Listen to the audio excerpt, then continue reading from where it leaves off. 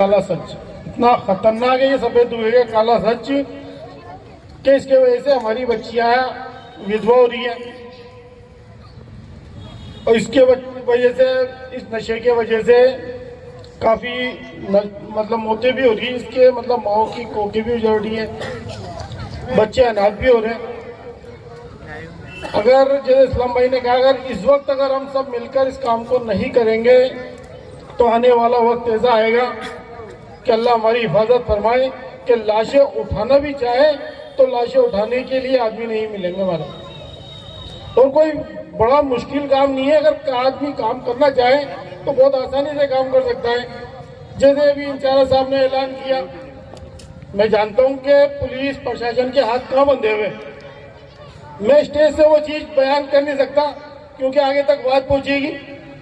Police प्रशासन काम करना भी चाहती है तो उनकी मजबूरी है, लेकिन मैं इंचार्ज साहब की जानकारी में एक बात दे दूंगा कि अभी नए नए आए इंचार्ज साहब के, इंचार्ज साहब पहले भी कुछ टाइम पहले 4 साल पहले समथिंग सुभाष चौक थाने के अंदर भूरी सिंह इंचार्ज थे।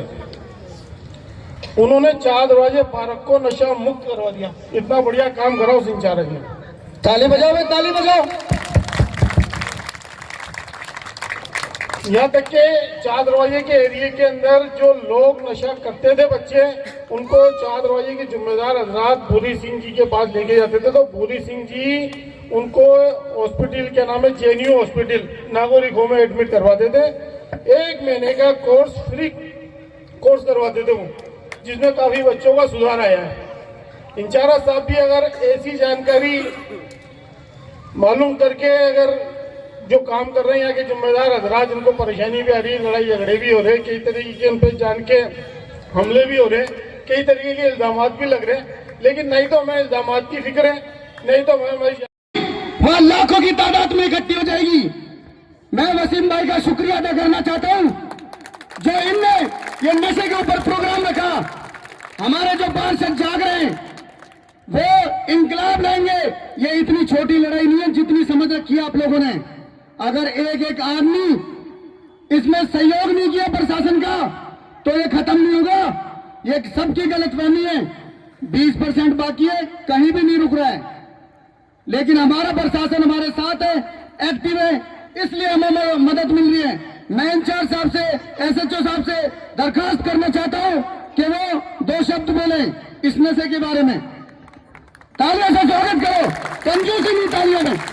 इंचार्ज साहब का पहले उद्बोधन हो, उससे पहले हमारी राजस्थानी परंपरा को आगे बढ़ाते हुए मैं चाहूंगा कि पहले स्वागत में हमारे वार्ड के अध्यक्ष अन्नू मौलाना, आप सबका माला पहनाकर एक बार स्वागत करें। हमारी परंपरा है राजस्थान की कि सबसे पहले हम मेहमानों का स्वागत करते हैं। अन्नू भाई,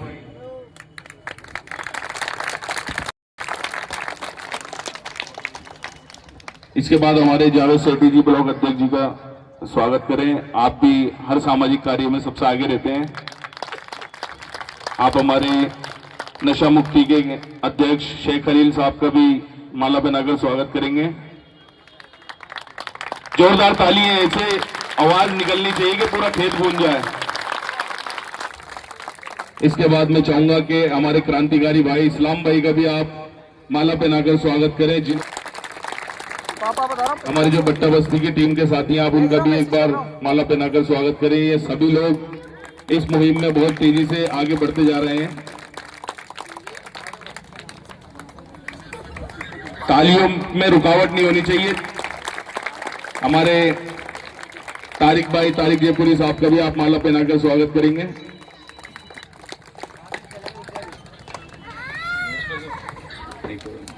शाहिद भाई,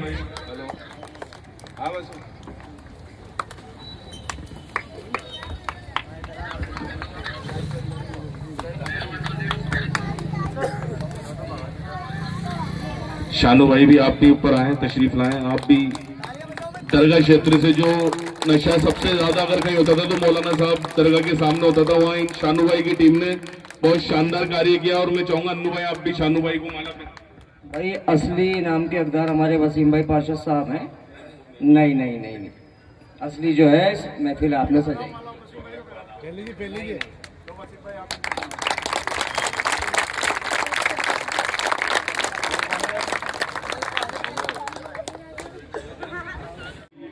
तो बस एक होके काम करो। और मैं चाहता हूं कि हमारे तीनों चारों जो मोहल्ले हैं यहाँ पर एक कमेटी गठित की जाए इसके खिलाफ। उसमें जरूरी नहीं है हम नशे के ही लिए काम करें, हमें काम करना है हमारे क्षेत्र में कौन गरीब है, किसकी बच्चियां हैं जो जिनकी शादी नहीं हो रही है, उनके पास ऐसा इंतजामात नहीं है, तो उसमें भी हम मदद करें। किसी का बच्चा अगर पढ़ना चाहता है, इंटेलिजेंट है, तो उसकी सबसे पहले मदद कर देना सारे काम छोड़कर।